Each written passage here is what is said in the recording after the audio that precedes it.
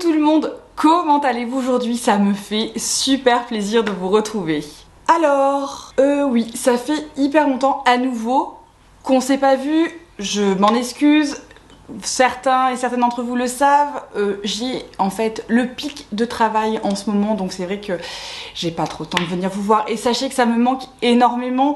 J'avais pris le temps, juste un tout petit temps pour faire la revue de la palette Sephora X Marion Caméléon parce que j'avais senti que c'était important et c'était aussi pour moi l'occasion de faire un mini concours qui est dorénavant terminé bien sûr. Et du coup, quand même, il fallait que je vous retrouve. Alors, vous savez, en début d'année, vous savez ces résolutions de 2022 que je n'ai absolument pas tenues alors qu'on est déjà juste en avril. Je m'étais dit que j'allais mettre un peu plus de temps, être plus régulière, je voulais vous offrir du contenu qui était un tout petit peu plus construit, un petit peu comme des séries. Et bien sûr, le temps dans ces cas-là m'échappe, je n'y arrive absolument pas. Du coup, je me suis dit qu'il fallait que je me facilite la tâche pour pouvoir vous proposer quelque chose parce que quand même, ça manque, et aussi pour me faciliter la tâche à moi en termes de montage, de temps que ça me prend, parce que si les vidéos me prennent trop de temps en termes de film, enfin de tournage, d'édition et ensuite de chargement, la conséquence directe, c'est que je le fais beaucoup moins. Tout ça pour dire que vous avez peut-être remarqué, ou peut-être pas, il manque les tops et les flops de février. Alors, sauf si vous voulez absolument que je vous fasse un flashback février, ce que je ferai avec absolument plaisir, on va passer directement à mars et je vais en fait me concentrer sur les palettes. Bien sûr, évidemment, c'est le produit phare, c'est peut-être le produit où je teste le plus de nouveautés. En tout cas, c'est le produit dans lequel j'investis le plus. Je précise que toutes les palettes que vous voyez, je les paye de ma petite poche. Tout vient de mon banquier, hein. D'ailleurs, s'il passe par là, je lui fais un petit coucou. Non, je plaisante, il passera absolument pas par là, en tout cas, j'espère pas. En attendant, voilà, je vais donc vous présenter un classement parce que c'est quand même plus fun si on essaie de classer des dernières palettes que j'ai pu tester en mars, de la nia à la ouf, incroyable. Si tout ça vous intéresse, à tout de suite.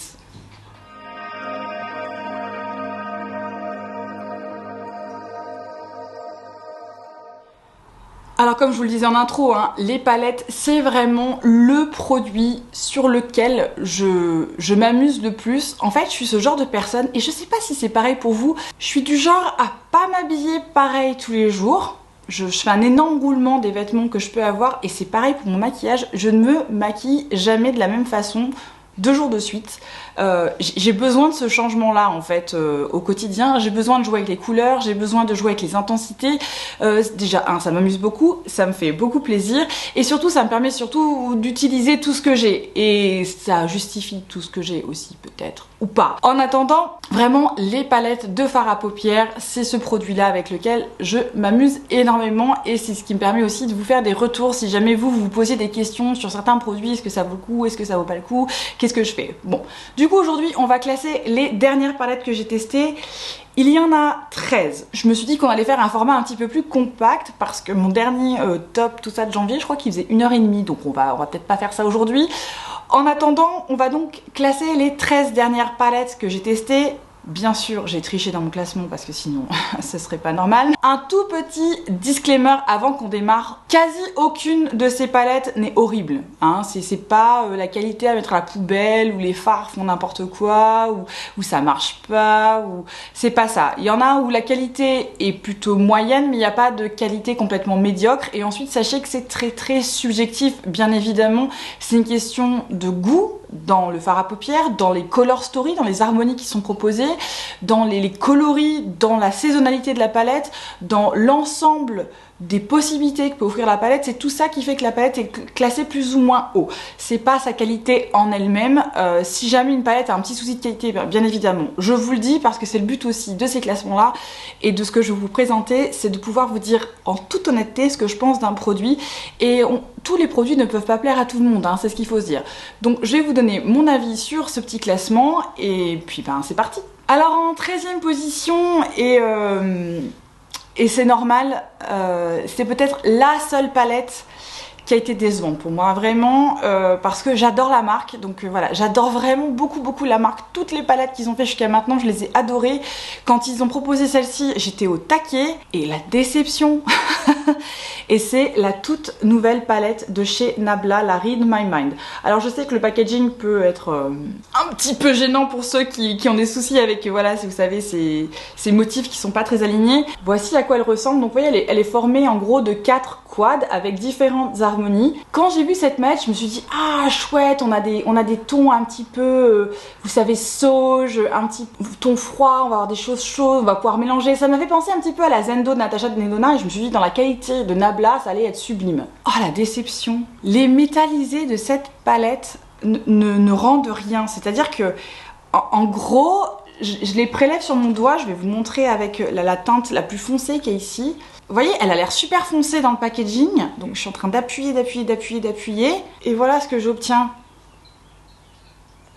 Pas grand chose quoi, c'est pas la couleur que je vois quand je le vois dans la palette, et du coup j'ai eu ce problème là avec la majorité des métallisés. Alors les mats sont ok dans la palette, ils sont pas non plus les plus simples qu'on ait jamais vu de chez Nabla, c'est pas leur formulation habituelle en fait, c'est ça que je veux dire, et du coup elle est moins bonne cette formulation, et du coup c'était hyper décevant. Donc si jamais vous étiez intéressé par cette palette en vous disant ah bah voilà, il y a une color story un petit peu plus complète que dans les cuties qui sont des mini formats, et puis le prix a l'air intéressant, la qualité est quand même moins bonne à mon avis. Je sais pas trop ce qui s'est passé avec cette palette-ci, mais je peux pas vous la conseiller. Sur une color story comme ça, la palette de chez Natasha est bien meilleure. Alors bon, le prix n'est pas le même, mais quand même ça vaut le coup de mettre un petit peu plus dans la Zendo que d'acheter celle-ci, parce que franchement les métallisés sont vraiment décevants, et les mats étaient un petit peu durs dans le sens où ils avaient du mal à se dégrader les uns avec les autres.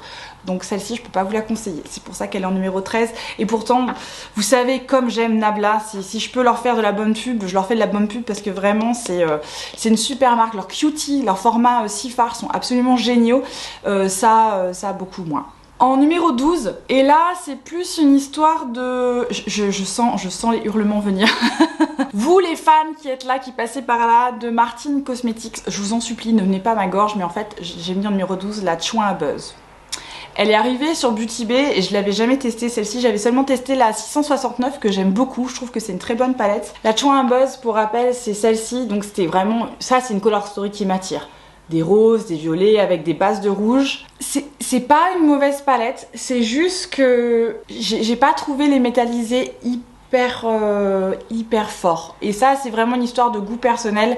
Vu la color story, déjà j'aurais aimé un métallisé qui serait un peu plus clair. En fait je m'attendais à ce que celui-ci soit plus clair que ça, et je m'attendais à pas mal d'impact, un peu comme dans la 669 où on a vraiment des fards un peu spéciaux qui envoient et tout ça. On n'a pas ça dans la Chouin à Buzz, elle est beaucoup plus soft, elle est beaucoup plus tamisée dans un sens, et c'est moins ce que je préfère, surtout sur une color story comme ça que j'ai pas mal dans ma collection. Elle me propose pas assez de choses pour avoir fait la différence, elle m'a pas marqué en fait, c'est ça le truc, c'est que quand je m'en suis servie, je suis allée chercher un fard de chez Glam Shop pour apporter ce petit truc qui moi me manquait. Donc ça c'est vraiment un truc à moi, c'est-à-dire que j'aime beaucoup, vous voyez, les paupières qui vibrent beaucoup comme comme le montre mon look du jour, et ça manque un tout petit peu. En numéro 11, et je donne quand même une mention honorable même si elle est plutôt en bas, c'est parce qu'en fait c'est vraiment une palette pas chère du tout, et c'est la première fois que je teste du maquillage de chez Yves Rocher. Alors Yves Rocher, ça fait très longtemps que j'y étais pas allée pour leurs produits, tout simplement. Je ne passe plus par Yves Rocher. Je le faisais beaucoup quand j'étais jeune, j'adorais toute leur collection, vous savez, pour le bain et tout ça, j'étais hyper fan. Et puis j'ai un petit peu décroché de Yves Rocher il y a maintenant plus d'une dizaine d'années, et il y en a un pas loin de chez moi, et je suis passée et j'ai vu cette palette et je me suis dit tiens c'est intéressant, ça fait longtemps en plus, elle est pas chère, je me demande ce que ça vaut les produits Yves Rocher maintenant, et c'est la palette qui s'appelle Land Océane qui fait partie de leur nouvelle collection. Et en termes de color story, vous voyez, c'est quelque chose que je trouvais assez sympa. Donc bien évidemment on est dans pas mal de bleu, on a une petite touche de doré et puis on a des pêches, donc moi j'aime beaucoup ce mélange là, et je voulais tester du coup les fards Yves Rocher parce que ça fait longtemps, comme je vous le disais, que je n'ai pas essayé. Les fards ne sont pas mauvais. Par contre, et c'est pour ça qu'elle est aussi bas, parce que sinon la color story est très belle, les fards ne tiennent pas bien. En fait, j'ai testé plusieurs fois, Et en me disant, bon, parce que vous savez, des fois on se dit, il y a peut-être un jour où le maquillage tient moins bien en fonction de ce qu'on fait. Et en fait, non, sur les 3 looks que j'ai fait avec cette palette, en fait, le look est magnifique quand je sors chez moi. Et à la mi-journée, il a déjà commencé en fait à s'effacer. En fait, les fards, je pense que c'est une histoire de formulation, sont un peu trop légers. Ils ont tendance en fait à se soulever, peut-être à, je sais pas à s'évaporer parce que ça me paraît un peu fort comme terme. Mais voilà, le look en fait disparaît au fur et à mesure de la journée. Et c'est pour ça que je l'aime aussi pas, parce que sinon la Color Story est vraiment intéressante. Donc par contre, c'est une bonne petite palette pas chère. Je vous la conseille parce que la qualité en soi est pas exécrable. C'est simplement que par contre, si vous comptez sur un look coloré comme ça qui tienne beaucoup, faudra pas vous orienter vers Yves Rocher. Voilà, leur fard, la formulation de leur fard fait que ça tient pas si longtemps que ça. Ceci étant dit, c'est une... j'ai vraiment trouvé le concept intéressant. En plus, je crois que c'est complètement recyclable aussi. Ça fait partie de ces packaging là. Donc voilà, je trouvais... voilà, je voulais tester un petit peu. Ça faisait très longtemps que j'avais pas testé. Je suis pas forcément déçue. Je suis un petit peu déçue que ça tienne pas mieux. C'est pour ça que... qu'elle est classée là où elle est. Alors la palette suivante, c'est une de mes marques chouchou. Là, c'est simplement une histoire de Color Story. C'est une palette de chez BH Cosmetics et c'est la Loki Love You. Alors ce n'est pas une nouvelle palette, c'est une nouvelle palette pour moi tout simplement parce que je crois que j'ai attendu, il y avait une offre sur Beauty Bay à un moment donné, ils ont fait plein de promos, j'ai attendu ça pour l'acheter tout simplement parce que jusqu'alors je m'étais dit que j'avais pas forcément besoin de cette palette, j'en ai d'ailleurs toujours pas forcément besoin, c'est un débat pour un autre jour, mais donc voici la Color Story de Loki Love You pour rappel. Alors on retrouve la qualité de chez BH Cosmetics sur cette palette-ci. Maintenant, si elle est là où elle est, c'est simplement une histoire de Color Story, c'est très monochromatique. En gros, une palette comme ça, on fait peut-être 1 ou 2 looks. C'est pour ça qu'elle est aussi basse, c'est qu'elle offre pas tant de variations que ça pour 9 fards. Après, c'est le concept de la palette, donc il n'y a pas de souci. La qualité est très bonne. Au niveau des métallisés, on est vraiment pas mal. Les mats se comportent plutôt bien. J'ai juste eu un tout petit peu de mal avec le fard le plus foncé, c'est quand même dommage. C'est pour ça qu'elle est aussi un petit peu plus bas, mais sinon la qualité est très bonne. C'est une palette qui est pas chère. Bon voilà, elle est là tout simplement parce qu'elle est assez simple. Et vous allez voir par rapport au reste, ben, du coup elle pouvait pas bien être plus haut. Alors la suivante, je crains un petit peu d'en parler à nouveau. C'est une palette qui a fait beaucoup de bruit, vous savez très bien de laquelle on va parler, et elle n'est que là, et c'est la collaboration de Sephora avec Marion Caméléon. Je vais répéter mon disclaimer, c'est très subjectif. Si vous avez cette palette et que vous l'adorez, tant mieux, hein, y a aucun problème. Moi, c'est pas la meilleure palette que j'ai, donc je peux pas la mettre plus haut, surtout par rapport au reste. Elle est un peu en dessous, donc voilà, elle est là où elle est tout simplement par rapport aux autres qui la précèdent. Donc je vous montre la Color Story, même si d'ici on connaît, on a vu, revu et re-revu cette Color Story. Alors, il y a des petites merveilles dans cette palette, notamment le fard caméléon qui est absolument magnifique. Je me suis beaucoup amusée avec et j'ai aussi pas mal aimé le fard hilarant. Maintenant, quand j'ai fait mon look avec cette palette, j'avais testé le fard carton qui avait pas du tout fonctionné. Je l'ai réessayé, il a pas du tout fonctionné. Et je suis aussi allée me servir du noir. Je vous avais dit je retesterai d'autres couleurs, donc je me suis servi du noir, je me suis servi des couleurs les plus foncées pour voir un petit peu comment ils se comportaient. En fait, c'est vraiment pas les mats les plus simples à travailler. C'est probablement moi le problème. C'est peut-être moi qui ai pas la bonne technique. Le bleu par exemple, je m'en suis servi comme d'un liner et c'était très joli comme ça. C'est-à-dire que tout en précision et en étirant, il était très beau. Par contre, j'aurais pas pu le travailler en dégradé. J'ai senti en fait en le posant que j'avais du mal à l'étirer. Donc si je l'avais mêlé avec d'autres, je pense que j'aurais eu ce problème-là que j'ai eu avec les autres foncés. Et au niveau des fards qui sont ici, des fards métallisés, j'ai trouvé le fard château un petit peu décevant quand je m'en suis servi. Quand je me suis servi du noir, j'ai voulu faire un look un peu smoky. Alors c'était joli, mais c'était pas aussi vibrant que ce que je voulais. Donc en gros, cette palette, elle est un peu en dessous tout simplement parce qu'en termes de qualité globale, c'est un peu en deçà de ce que j'ai d'autres. Elle est pas d'une horrible qualité, mais pour moi les fards Sephora sont pas les meilleurs fards du marché. Et du coup, par rapport à ce que peut me proposer, je peux avoir par ailleurs, et ben c'est pas la palette avec laquelle je vais tout de suite aller parce que je sais que je vais galérer un peu en fait en m'en servant. Et parce que je vais galérer un peu, et ben je vais pas m'en servir tôt le matin quand il faut que je fasse un look et que ça fonctionne. Je pourrais pas me servir d'une palette comme ça. Ceci étant dit, comme j'ai déjà dit, moi je trouve la Color Story très complète, c'est un travail qui a été très bien exécuté. Voilà, là c'est juste une histoire de comment moi j'aime mes fards et ben pas spécialement comme ça. Voilà, c'est pas mes préférés, c'est pas les pires, mais c'est pas mes préférés.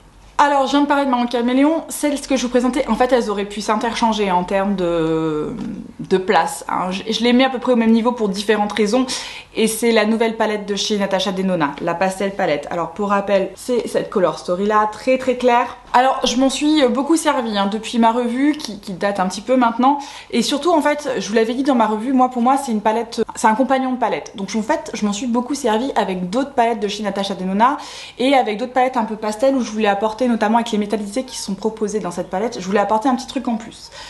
Donc celle-ci je m'en suis servi, si jamais ça vous intéresse, je m'en suis servi avec la Trio Chrome et je m'en suis bien évidemment servi avec la Circo Loco.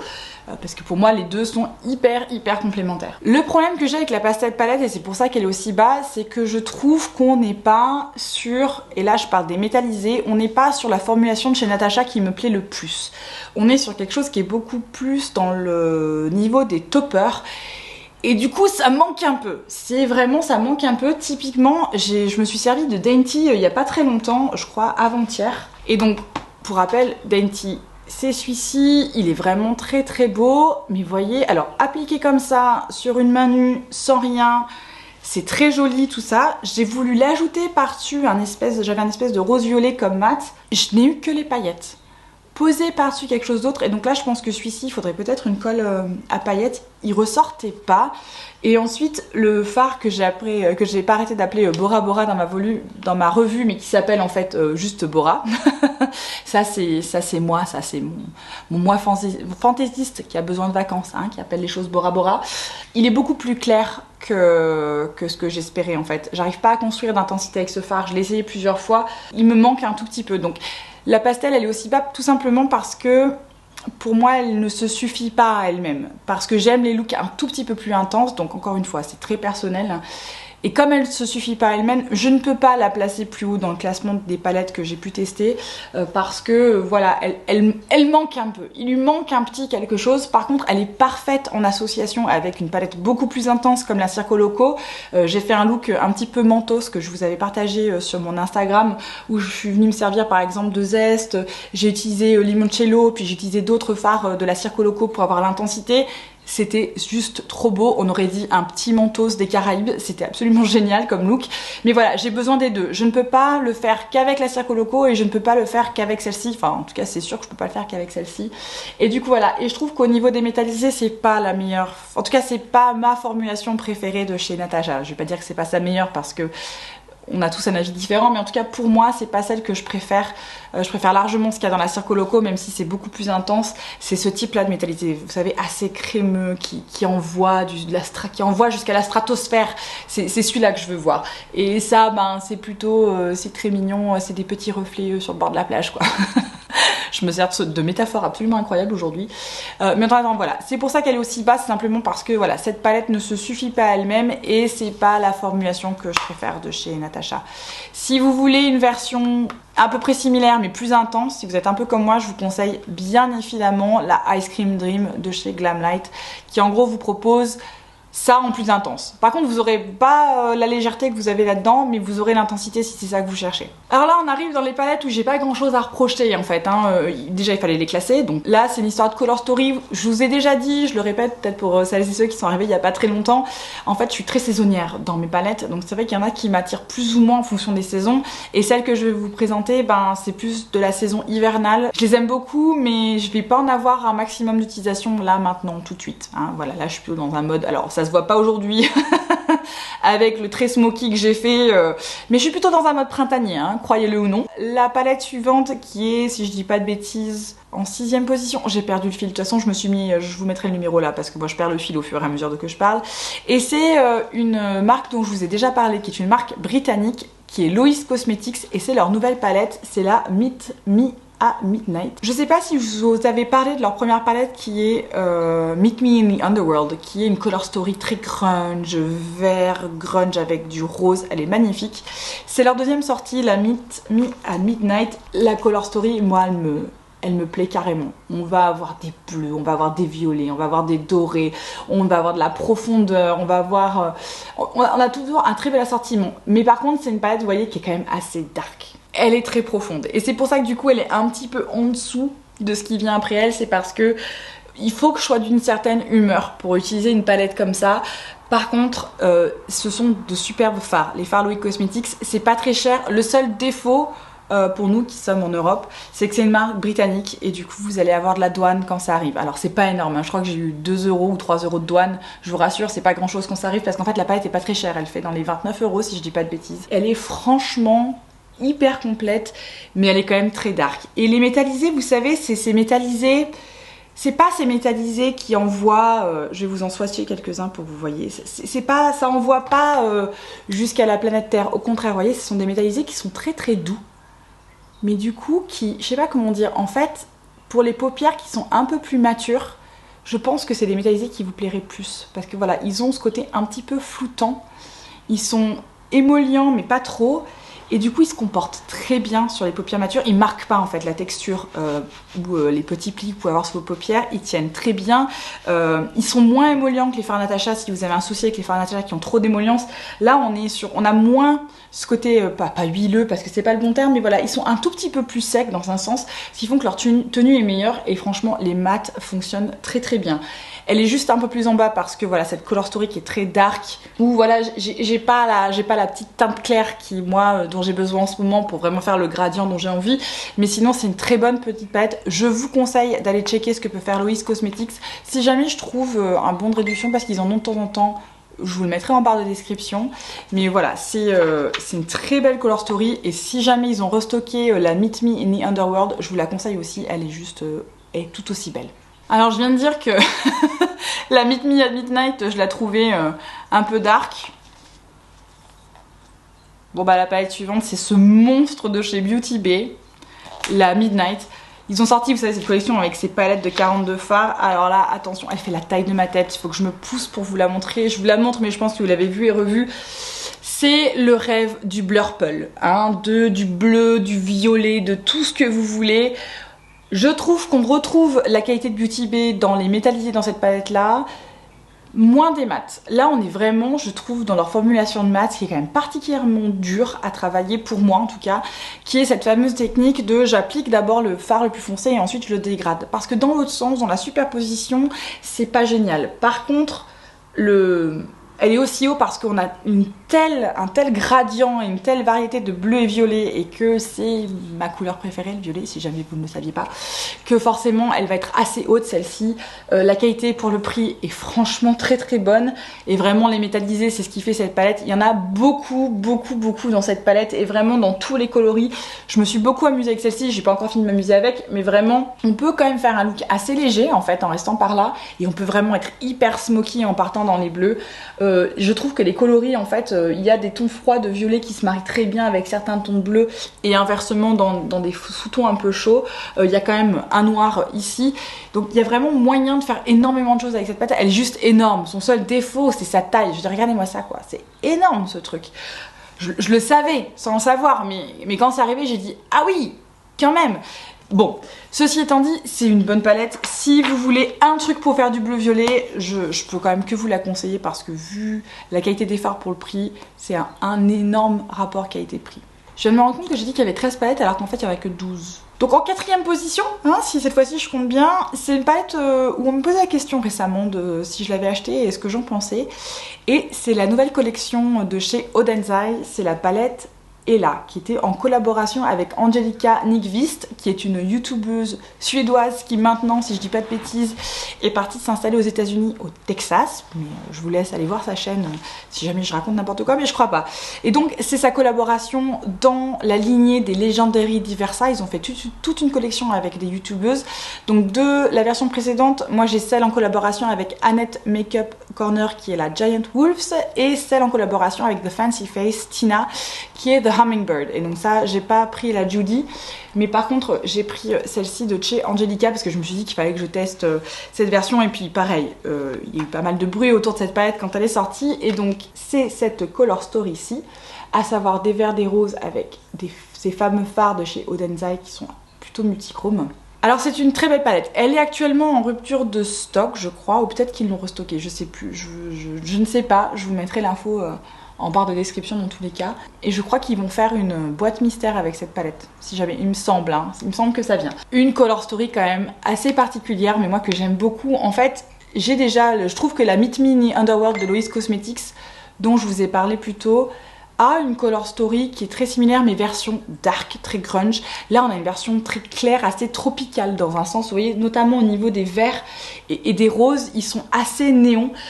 Et on a bien sûr les fards métallisés absolument incroyables de chez Odenzai que moi j'adore. Ils sont juste... C'est le point fort de leur palette, hein. C'est vraiment leur métallisé. Regardez-moi ça. On va voir des choses qui sont hyper réflectives. On va avoir des duochromes. Et puis ils ont assez d'intensité, assez d'opacité. Vous voyez, ce sont des métallisés qui apportent vraiment quelque chose. Et puis c'est ces côtés néons. Enfin moi j'aime vraiment beaucoup cette color story. On a la qualité d'Odenzai à un prix qui est franchement abordable. Alors la seule petite critique que j'aimerais faire, c'est que donc on a un format qui est un petit peu plus grand que sur les versions précédentes de la Legendary Diversa. Je trouve ça un petit peu étonnant. Moi j'aurais préféré un format similaire pour que ça fasse vraiment collection. Du coup ça fait pas vraiment collection, vous voyez ce que je veux dire. Et du coup le prix était un peu plus élevé pour cette palette par rapport aux palettes précédentes. Alors il y a plus de fards certes, mais je sais pas comment dire, j'ai trouvé ça un peu gênant. C'est stupide hein, parce que y a plus de matière, mais voilà. Ceci étant dit, c'est une très bonne color story. Si jamais elle est restockée, franchement je vous la conseille. Si vous aimez ce genre de coloris, l'association moi du vert et du rose, j'aime beaucoup le faire. Et là en l'occurrence, c'est très très bien fait. Si jamais vous étiez intéressé et que vous demandiez si ça valait le coup, la réponse est oui, franchement ça vaut le coup. Et le packaging quoi, je veux dire, regardez-moi ça. Enfin, honnêtement, Odenzai, ils ont énormément progressé sur leur formulation. Je trouvais que sur leur première palette, les métallisés, des fois, ils manquaient un petit peu. Alors là, c'est carrément leur point fort. Leur métallisé, ils envoient du bois. Alors pour mon top 3, c'est là où c'est compliqué. C'est interchangeable. Là, celle que j'ai mis troisième, je me dis mais c'est pas possible, je peux pas la mettre troisième. Enfin, elle mérite la première place. Donc je vais la laisser là où elle est, mais voilà, sachez que elle pourrait très bien être première. Là, les trois que je vais vous présenter méritent la première place tellement elles sont incroyables ces palettes. Mais aussi, elles sont difficiles à obtenir. C'est pour ça que j'hésite à les mettre au même endroit. C'est pas facile. Ce sont des palettes indie américaines, donc ça veut dire que ça coûte cher à faire venir en termes de frais de livraison et ensuite c'est sujet à frais de douane. Donc je vous le dis, moi je suis prête à faire l'investissement et je vous donnerai peut-être un plus en détail quand on y arrive. Mais pour moi, ça vaut le coup. Ça vaut le coup de faire cet effort-là financier si vous le pouvez. Celle dont je vais vous parler, je vous ai déjà présenté une palette de cette marque et franchement plus j'en teste et plus je suis impressionnée par ce qu'ils proposent. Et c'est Adept Cosmetics. Et celle-ci c'est la Plain Jane Remastered. Donc c'était leur première palette. Elle a été en rupture de stock très vite. Elle a été restockée 3 fois, j'ai jamais réussi à l'obtenir. Et moi j'ai eu la version en fait remasterisée. Et en fait elle ressemble à ça. Et les fards de chez Adept, si vous aimez les fards multichromes, avec plein d'effets, avec plein de reflets, qui apportent vraiment, qui amènent votre look au plus haut niveau de la planète. C'est ça qu'il vous faut. Et là, en plus, dans celle-ci, je trouve qu'on a vraiment une sélection. Alors, c'est une palette complémentaire. Vous pourrez, enfin en tout cas moi je me sers pas d'une palette comme ça toute seule, je m'en sers avec d'autres parce qu'il y a 0 mat dans la Plain Jane, c'est peut-être pour ça aussi que je l'avais mis en numéro 3, c'est parce qu'il n'y a pas de mat. Mais c'est vrai que du coup, on a là des fards, mais je sais pas comment vous dire. Les fards de chez Adept Cosmetics, ils sont juste... ils sont multi-reflets, ils sont un peu crémeux, mais pas trop. Regardez-moi ça. Regardez, dans tous les sens. Ça apporte... Donc là, c'est ceux de la Plain Jane, ils sont plutôt un peu comme des toppers. En fait, ils sont un peu translucents. Ils n'ont pas une base noire, si vous voyez ce que je veux dire. Ils ont plutôt une base claire. Il y a mon chat qui tout d'un coup s'énerve, se met à côté de moi. Mais oui, tu viens dire bonjour? Vous voyez toujours que sa queue, mais en fait, il est là. Tu dis bonjour à tout le monde, Buzz. Voilà, si vous le connaissez pas, c'est Buzz l'éclair. C'est un gros chat, du coup c'est Buzz l'éclair au chocolat. Il faut toujours qu'il soit à côté de moi, si vous ne le saviez pas, j'ai un chapeau de colle, hein. Il est toujours à côté. Bref, revenons-en à notre petite palette. Donc ce que je vous disais, c'est que voilà, ce sont des fards qui n'ont pas une base noire, donc ils vont vraiment venir se mettre par-dessus d'autres pour venir leur apporter une dimension en plus. Et ouf, qu'est-ce que ça apporte? À chaque fois que j'ai porté un fard de la Plain Jane, j'ai systématiquement eu la question. Il y a toujours quelqu'un qui m'a dit mais qu'est-ce que tu portes? Mais c'est trop beau. Et c'était ça. Alors c'était pas que ça bien sûr, hein, c'était une autre palette en plus parce que ce que je vous dis c'est une palette pour moi complémentaire, mais alors vraiment les fards de chez Adept Cosmetics ils sont incroyables. J'ai encore toujours dans l'idée de vous faire une revue pour Adept Cosmetics sur leur gamme, du coup maintenant j'en ai plusieurs, et surtout pour les comparer à ce qui est beaucoup plus accessible pour nous en Europe en termes de livraison et surtout en termes de prix, notamment je pense à Glam Shop. Donc j'ai prévu de vous faire une vidéo Adept versus Glam Shop ou d'autres fards disponibles en Europe, des fards spéciaux comme ça, pour voilà, essayer de comparer et vous offrir des options alternatives à ces palettes-ci, parce que ces palettes sont non seulement difficiles à avoir parce qu'ils n'ont pas beaucoup de stock et qu'il faut limite se battre pour les avoir, et ensuite parce que pour nous en Europe ça coûte quand même particulièrement cher à faire venir.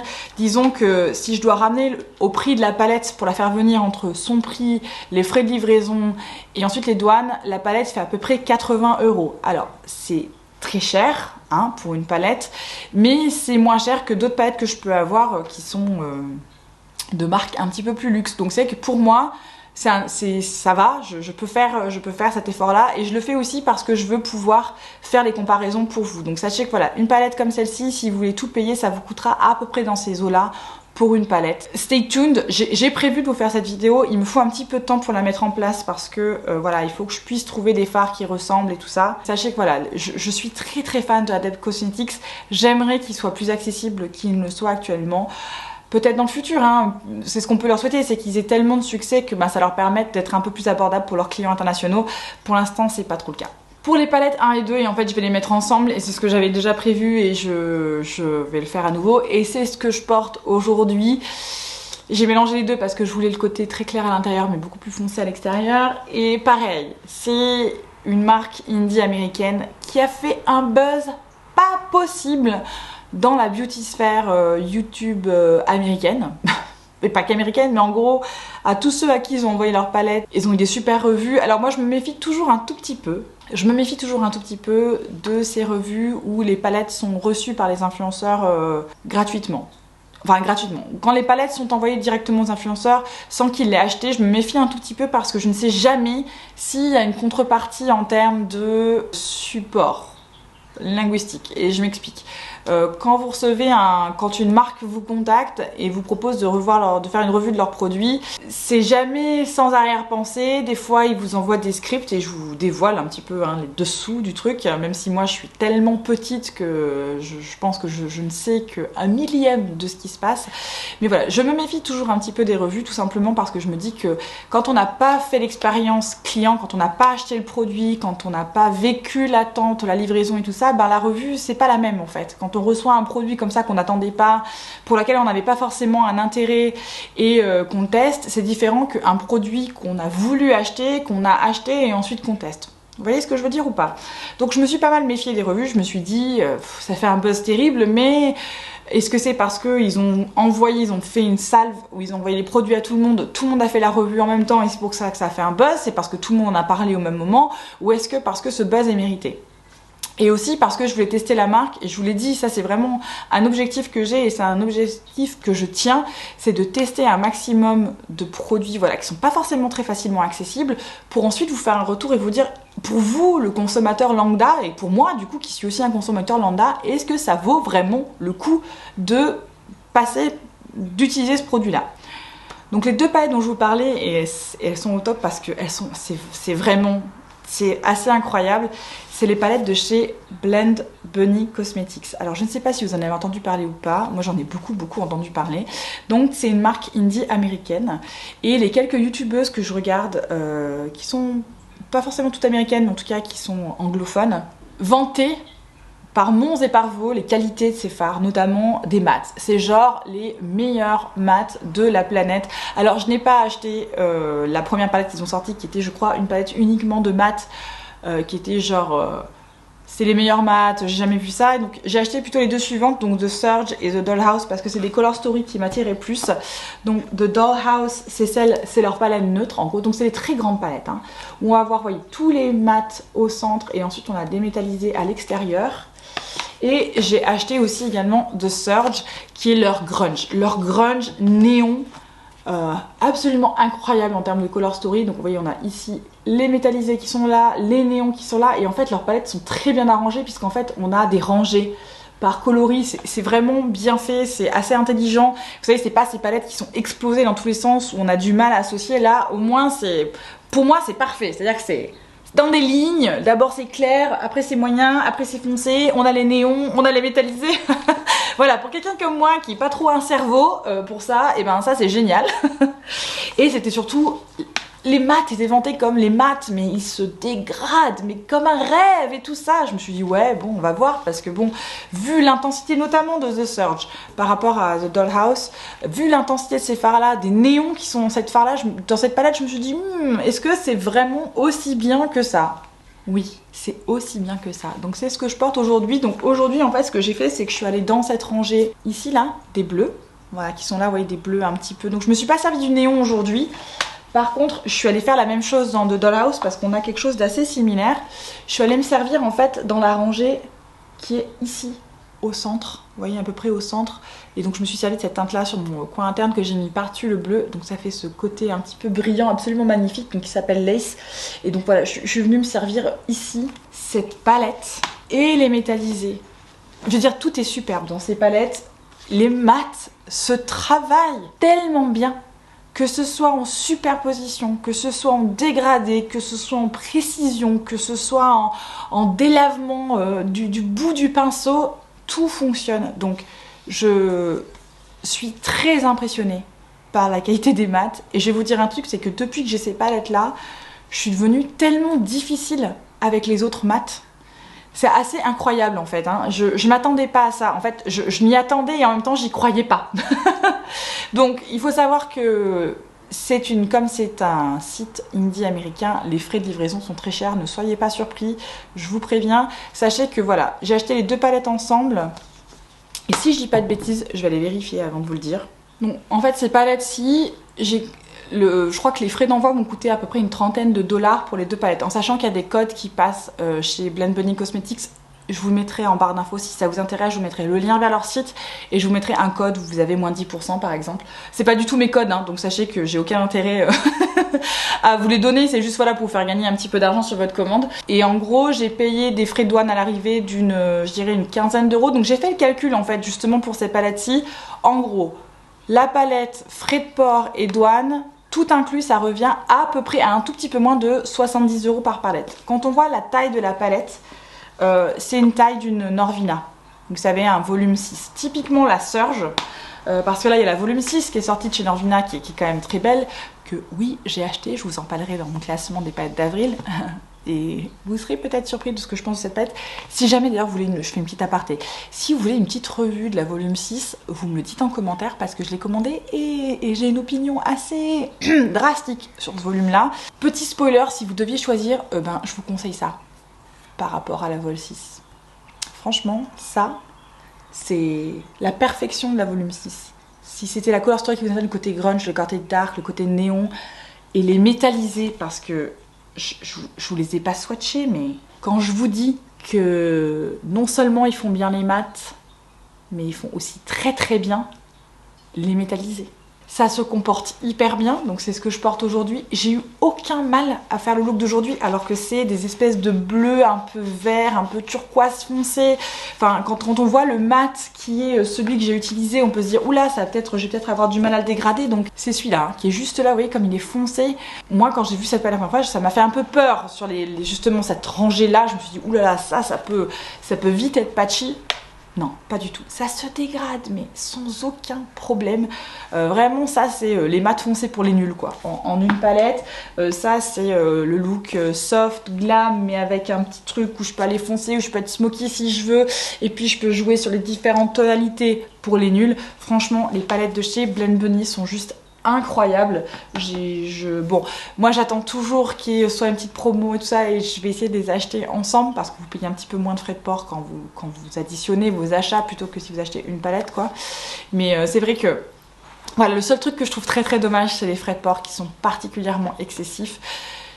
Bon, c'est une petite entreprise, donc ils n'ont pas bien le choix, je pense, pour ça. Hein. C'est comme toutes les petites entreprises américaines, ils n'ont pas les échelles que peuvent avoir Colourpop pour proposer des livraisons pas trop chères. C'est ce que je leur souhaite, hein, c'est qu'ils se développent, un peu comme Adèle Cosmetics. C'est vraiment ce que je leur souhaite, c'est qu'ils développent au maximum pour être plus abordables pour leurs clients internationaux, parce que franchement, ce sont de superbes produits. C'est juste tellement dommage qu'on ne puisse pas les avoir plus facilement. Et c'est tout pour aujourd'hui, j'espère que ce petit classement vous a plu et n'hésitez pas à me dire en commentaire, vous, quelles sont vos dernières palettes et surtout quelles sont vos dernières palettes chouchoutes. C'est quoi la palette qui vous a marqué sur ces dernières semaines? Est-ce qu'il y en a qu'une? Est-ce qu'il y en a plusieurs? Est-ce que dans celle que je vous ai présentée, vous faites des découvertes? Est-ce que au contraire, dans mon classement, vous êtes à peu près d'accord, pas d'accord? Dites-moi tout en commentaire et bien évidemment, n'hésitez pas à laisser un petit pouce si vous avez aimé. Si ce n'est pas déjà fait, bien sûr, abonnez-vous. Ça me ferait tellement plaisir que vous soyez avec nous. On est hyper nombreux. Enfin, pour moi, c'est irréalisable. Le nombre qu'on est, je suis vraiment très content. Notamment celles et ceux qui nous ont rejoints récemment, et ben, vous êtes immensément bienvenus. Et celles et ceux qui êtes encore là, vraiment, vous êtes trop bons. Vous êtes juste géniaux. Vous savez que je vous souhaite à vous tous et à vous toutes une excellente journée et une très très belle soirée. Ciao ciao!